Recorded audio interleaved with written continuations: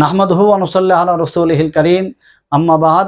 সম্মানিত দর্শক, কাছে এবং দূরে যে যেখান থেকে দেখছি, আমাদের মাদ্রাসা ফাতেমাতুজ জাহরা রাদিয়াল্লাহু তাআলা আনহা এবং মারকাজুল ফুরকান ইন্টারন্যাশনাল মাদ্রাসা, পূর্ব রসুলপুর ৮ নং রোড, কামরাঙ্গীরচর, ঢাকা এর দাওয়াতি স্টুডিও থেকে আজকে আমরা একটি মাসআলা আলোচনা করব। অনেকেই আমাদের কাছে জানতে চান যে আমরা সকলেই জানি যে আল্লাহ তাআলা মানুষের অন্তরের খবর রাখেন, কিন্তু অনেকে জানতে চান কিরামান কাতিবিন যেহেতু মানুষের নেক আমল লেখেন, মানুষের বদ আমল লেখেন, তাহলে কারো অন্তরে যদি কোনো খারাপ চিন্তা হয় তাহলে সেটা কিরামান কাতিবিন জানে কিনা, না জানলে উনি কিভাবে লিখবেন। আসলে বিষয়টা খুবই গুরুত্বপূর্ণ একটা প্রশ্ন। আসলে কিরামান কাতিবিন আমাদের নেক আমল লেখেন, আবার বদ আমলও লেখেন।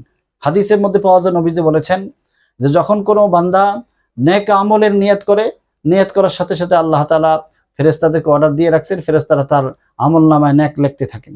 আর বান্দা যখন কোনো গুনাহের নিয়ত করেন, গুনাহের নিয়ত করার সাথে সাথে আল্লাহ তাআলার পক্ষ থেকে অর্ডার আছে যে একটু ধৈর্য ধারণ করে ফেরেশতারা অপেক্ষা করেন সে ব্যক্তি ওই কাজটা করেন কিনা।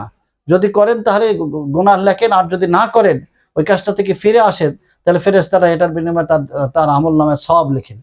তাহলে ফেরেশতারা যে না করার কারণে এটার বিনিময়ে সওয়াব লেখেন, তাহলে এই ব্যাপারে ওলামায়ে কেরামের দুইটি মত রয়েছে। কোন কোন ওলামায়ে কেরাম বলেন যে না, ফেরেশতাদেরকে আল্লাহ তাআলা সেই ক্ষমতা দিয়েছেন, ফেরেশতারা মানুষের এতটুকু বিষয়, মানুষের অন্তরে যে উদ্ভব হয় নেক আমলের অথবা গুনার কাজের, এটা ফেরেশতারা বুঝতে পারেন। আবার কোন কোন ওলামায়ে কেরাম বলছেন না, ফেরেশতারা এটা মানুষের অন্তরের অবস্থাটা জানেন না, বরং আল্লাহ তাআলাই তাদেরকে জানিয়ে দেন। দুটোটাই সঠিক আছে।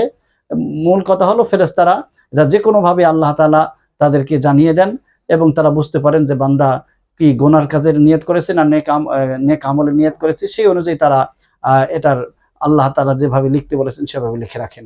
আশা করি সকলেই আমরা মাসআলাটি বুঝতে পেরেছি।